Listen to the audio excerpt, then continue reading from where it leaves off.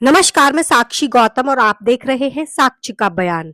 Baba Saheb doctor Ambedkar और भगत सिंह की विरासत पर आसमा के बैनर तले करोल बाग दिल्ली में 30 मार्च 2025 को कार्यक्रम हुआ।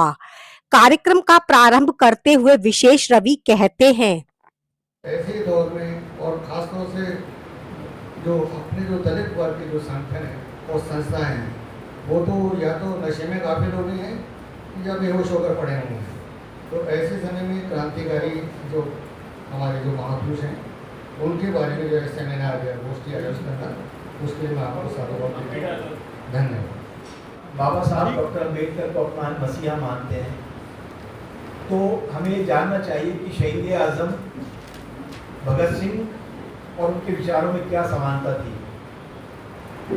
तो आज सुभाष गाताड़े जी और अनिल चमड़िया जी से हम इस विषय में सुनेंगे।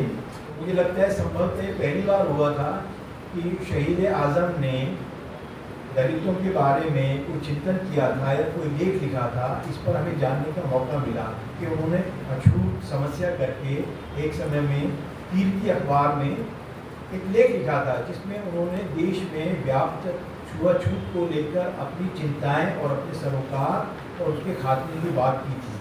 और ये कहने की ज़रूरत नहीं है कि शहीद आज़म भगत सिंह जो थे वो हमेशा से एक जाति विहीन और वर्ग विहीन समानतापूर्ण समाज की कल्पना करते हुए फांसी का फंदा चूक दिए।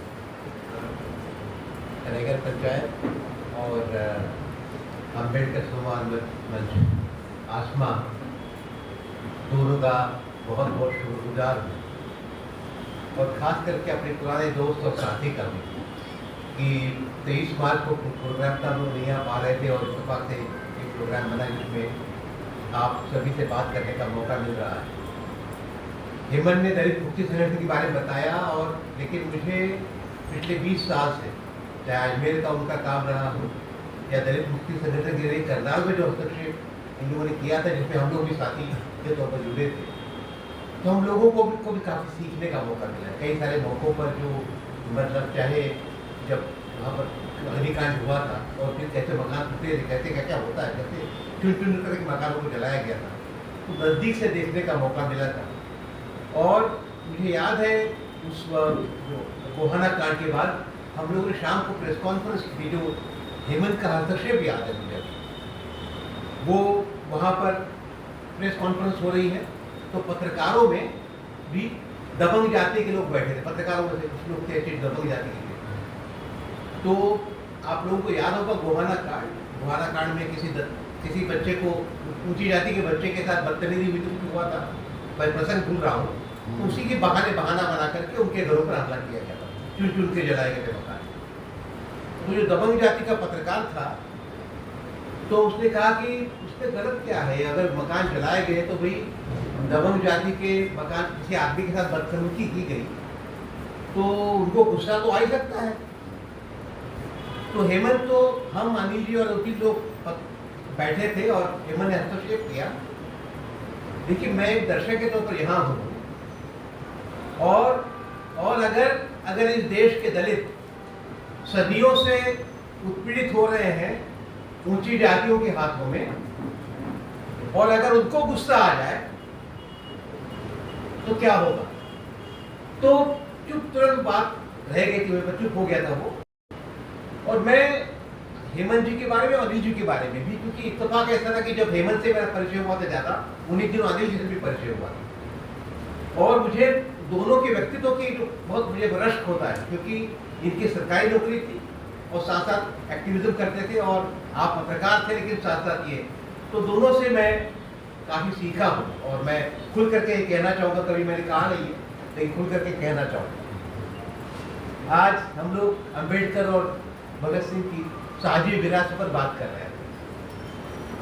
मैं आप लोगों का खास करके क्रांतिकारी अभिनंदन करना चाहूँगा, क्योंकि साझेपन की बात हो रही है। जो पूरे देश का जो माहौल बना हुआ है, जिसकी तरफ प्रधान जी ने इशारा किया, कि जो नफरत का माहौल है और कैसे दूरियां बढ़ाई जा सकती लोगों और लोगों के बीच, कैसे कैसे समुदायों के बीच दूरियां बढ़ाई जा सकती हैं, इसके नए नए तरीके, नए नए बहाने ढूंढे जा रहे हैं। और जिसके लिए कब्रों को खोदने की बात हो रही है और तमाम सारी चीज़ों की बात हो रही है। तमाम फिल्मों के जरिए भी ये जहर पैदा किया जा रहा है। आज भी हमारे घर में 2 साल का बच्चा जय भीम नहीं बोलता है, क्योंकि उसे पता ही नहीं है कि भीम क्या थे, सावित्री कौन थी। तो हमारी छोटी छोटी शिक्षाओं का फर्ज बनता है और यहीं से हमारा बच्चा मेंटली स्ट्रांग होता है। हम लोग क्यों पूजा पाठ करते हैं? क्योंकि हमें सहारा चाहिए। हम मेंटल वीक हैं, इसलिए हमें किसी का सपोर्ट चाहिए। जिस दिन आप मानसिक मजबूत हो जाएंगे उस दिन आप भगत सिंह जैसे हो जाएंगे। फिर आप लिख पाएंगे कि मैं नास्तिक क्यों हूँ, क्योंकि उन्होंने धर्म के बारे में लिखा। और भगत सिंह को आज भी जो हम याद करते हैं, किस तरह याद करते हैं कि एक क्रांतिकारी थे और उन्होंने जान दे दी। भगत सिंह सिर्फ इतने ही नहीं थे, वो उससे बहुत आगे थे। वो पढ़े लिखे थे, वो उन्होंने जेल की डायरियाँ लिखी, उन्होंने समाज की खोखली कुरीतियों के खिलाफ उन्होंने सवाल उठाया। और आज भी हम भगत सिंह को ग्लोरीफाई करते हैं, जैसे कोई आर्मी का है, बिना सोचे समझे गया और कह दिया कि मुझे मार दो।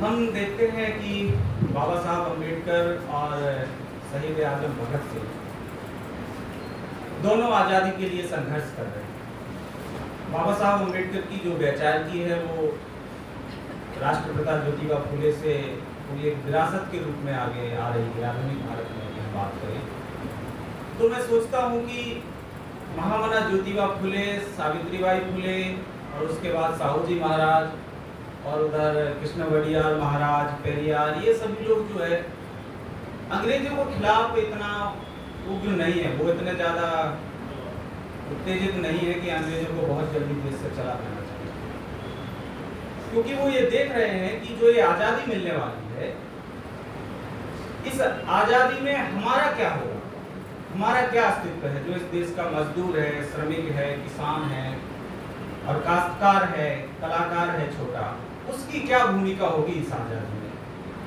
तो जिस तरीके से दिखाई दे रहा है कि ये पूरे बहुजन महानायक जो अंग्रेजी सरकार है उसको कमांड करते हुए दिखाई दे रहे हैं कि आप ये भी कर सकते हैं, वो भी कर सकते हैं, और वो उनसे करवा भी रहे हैं। बहुत सारे ज्योतिबा फुले ने बहुत सारे जो है कि रिकमेंडेशन लेटर दिए अंग्रेजी सरकार को और उन्होंने बहुत सारे बिल पास करवाए।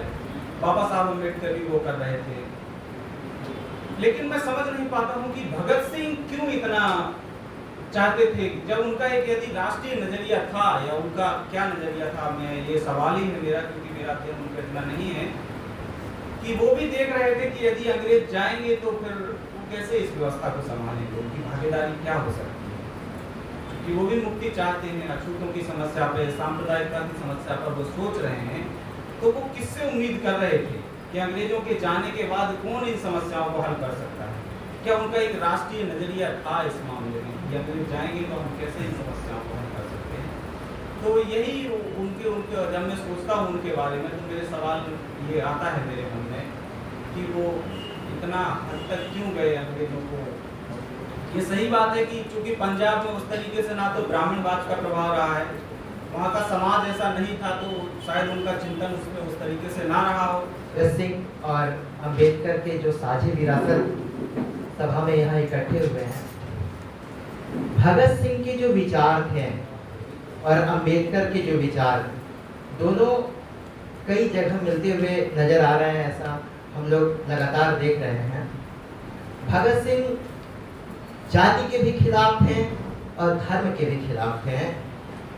भगत सिंह ने एक जगह अपने लेखों में कहा है कि ऐसी स्थिति में हिंदुस्तान का भविष्य बहुत अंधकारमय नजर आता है। इन धर्मों ने हिंदुस्तान का बेड़ा गर्क कर दिया है और अभी पता नहीं कि यह धार्मिक दंगे भारतवर्ष का पीछा कब छोड़ेंगे। इन दंगों ने संसार की नजरों में भारत को बदनाम कर दिया है और हमने देखा है कि इस अंधविश्वास ने बहाव में सभी बह जाते हैं। कोई बिरला ही हिंदू, मुस्लिम या सिख होता है जो अपना दिमाग ठंडा रखता है, बाकी सब के सब धर्मों के ये अपने नामलेवा धर्म के रोग को कायम रखने के लिए डंडे, लाठियां, तलवारें, छुरे हाथ में पकड़ लेते हैं और आपस में सर फोड़कर मर जाते हैं। बाकी बचे हुए फांसी चढ़ा दिए जाते हैं और कुछ जेलों में फेंक दिए जाते हैं। इतना रक्तपात होने पर इन धर्म जनों पर अंग्रेजी सरकार का डंडा बरसता है और फिर इनके दिमाग पर कीड़े ठिकाने पर आ जाता है। तो भगत सिंह के समय में वो जो काम अंग्रेजी सरकार कर रही थी, आज भी मतलब वो चीजों में खास बदलाव नहीं नजर आता है। सरकारें बदल गई है, हालात बिल्कुल वही है, धार्मिक दंगे लड़ाई बिल्कुल उसी तरह से बरकरार है। जाति के नाम पर हम लोगों को दबाया जाता है। आज भी उसी तरह के हालात हमारे देश में मौजूद हैं। रत्ती भर भी बदलाव देखने को नहीं मिलता है। उस समय जनसंख्या जो है 30 करोड़ थी और आज 130 करोड़ से ज्यादा है, मगर हालात बिल्कुल वैसे हैं। साथियों, इतिहास बदलता कैसे है? इतिहास बदलता कैसे? क्या यहां से अगर हम बात शुरू करें तो क्या कभी आपने इस पर सोचा? मोटी मोटी बातें बहुत सारी तो आपके सामने रख दी जाएंगी घटना। जैसे मान लीजिए मुल्ता ने कहा कि हमारा इतिहास ये था, हमारा इतिहास, मैं उस पर कोई बात नहीं करने जा रहा। मैं उससे बुनियादी बात करने जा रहा हूं कि इतिहास बदलता कैसे। और इस बारे में मैं आपको कई उदाहरण दे सकता हूं, लेकिन नहीं दूंगा। केवल एक उदाहरण से मेरी बात, क्योंकि आप सब लोग जागरूक लोग हैं, आपके भीतर एक चेतना है, इसीलिए आप यहां बैठे हैं।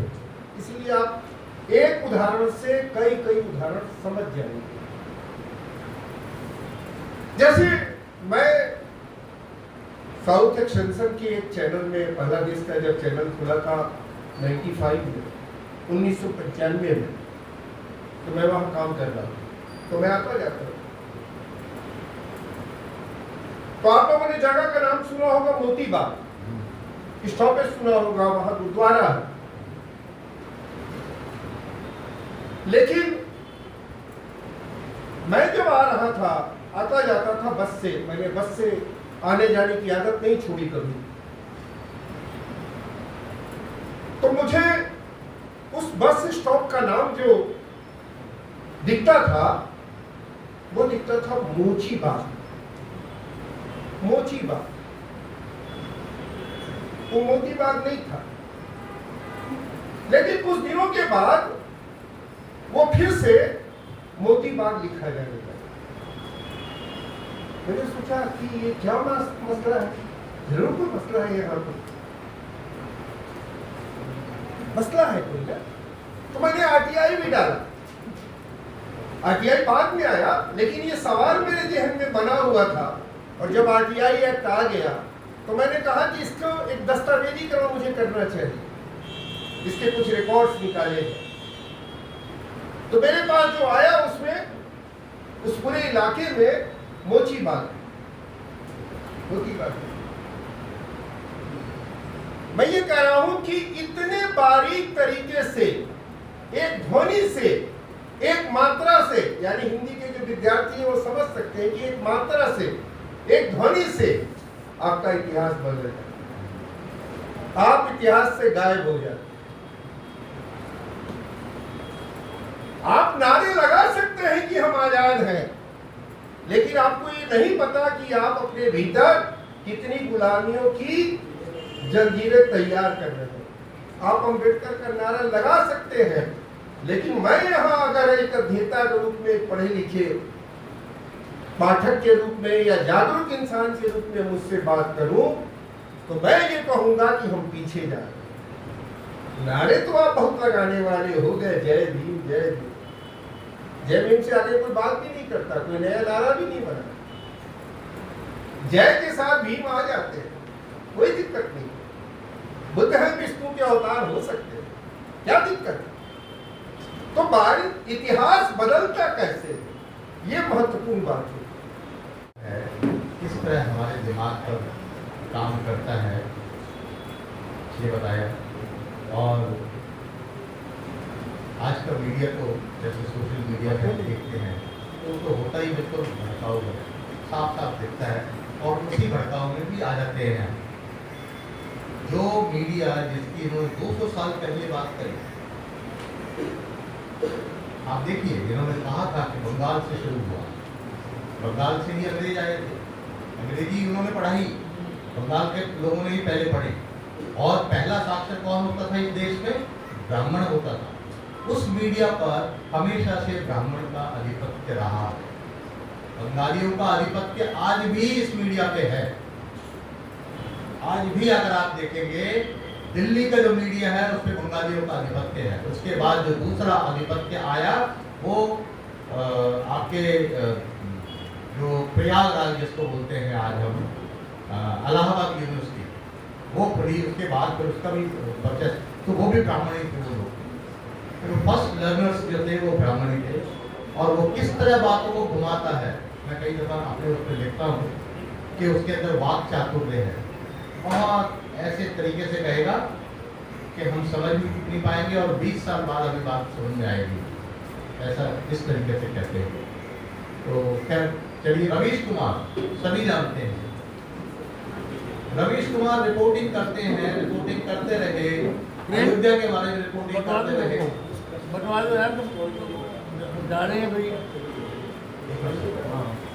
रवीश कुमार अयोध्या के बारे में रिपोर्टिंग करते रहे कि अयोध्या में समतलीकरण का काम कैसे चल रहा है, जबकि दुनिया में सब बंद है लॉकडाउन की वजह से।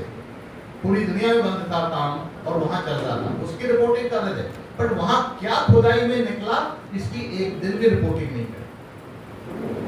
उन जो कुछ निकला, आर्टिफैक्ट्स निकले, उसको क्रशर में बिल्कुल डैमेज कर दिया, खत्म कर दिया गया, उसको मिट्टी बना दी गई।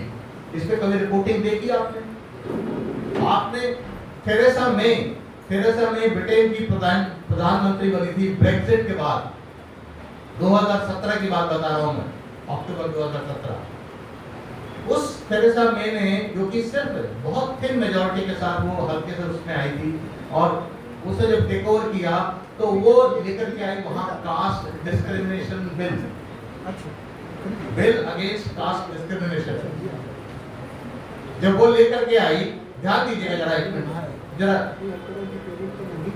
तो वो उस समय कहीं कोई रिपोर्टिंग नहीं हुई इंडिया में, और उस थेरेसा मे को वो बिल वापस लेना पड़ा, क्योंकि वहां के जो कास्ट हिंदूज हैं जो 150 साल से वहां बसे हुए हैं, उन लोगों ने उस पर दबाव बनाया, उसको लगा कि कहीं ऐसा ना हो मेरी गवर्नमेंट गिर जाए, और उसको विड्रॉ करना पड़ा। क्या कभी उस पर रिपोर्टिंग देखी आपने? कैलिफोर्निया में मंदिर बनाने के लिए लेके गए राजस्थान के कारीगरों को, वहां पर एक बड़े से हॉल में उनको डॉर्मेटरी दे दिया और उनके पासपोर्ट रख दिए। 1 घंटे का $1 उनको देते थे। इस पर क्या कभी रिपोर्टिंग करी रवीश कुमार ने? तो हमारे माने जाते हैं, हम कहते नहीं हमारे अपने। यही ब्राह्मण का चरित्र होता है। एक की मैं कई एग्जाम्पल दे सकता हूँ। आजकल दिव्य कीर्ति जी बहुत बोल रहे हैं हमारे, जो क्या है IAS मिनिस्ट्री वाले, मैं बहुत बेबाक बोलता हूँ। हम हैं उसमें आए मेरे बुद्धिजीवी, मेरी मातृशक्ति। आज राठौर जी और श्री हेमंत अलूरिया द्वारा ये आसमा और पंचायत का सम्मिलित एक सामाजिक प्रोग्राम है। उस प्रोग्राम के माध्यम से हमारे बीच विराजमान हमारे अनिल जी, श्री सुभाष जी के द्वारा, और अन्य वक्ता ममता जी हैं, एक हमारे रवि जी हैं, उनके द्वारा जो एक हमारे डॉक्टर भीमराव अम्बेडकर और हमारे जो भगत सिंह के बारे में एक गूढ़ता से जो विचार थे उनको दर्शाया है, और उसको हमने भी अमल किया है। और आने वाले टाइम में हमारे ये प्लेटफॉर्म के माध्यम से आपने जो भी हमें जागृत किया है, जहाँ तक छोटे मोटे प्रोग्राम होते रहते थे हमारे यहाँ, लेकिन आज इसको थोड़े और रूप में ले लिया गया है, उसका एक माध्यम है हमारे राठौर जी और श्री हेमंत जी। तो पंचायत उसको आगामी जो कार्यक्रम होगा उसको हम इस रूप में ले लेंगे और आपको आमंत्रित करेंगे, ताकि हमारे जो इस बारे में जो अम्बेडकर जी हैं, भगत सिंह जी के जो विचार हैं, तो हमें अनभिक्ष हैं, उनके बारे में जानते नहीं हैं, हमारे लोग नहीं जानते, उन पर अमल करेंगे। मैं साथ आपको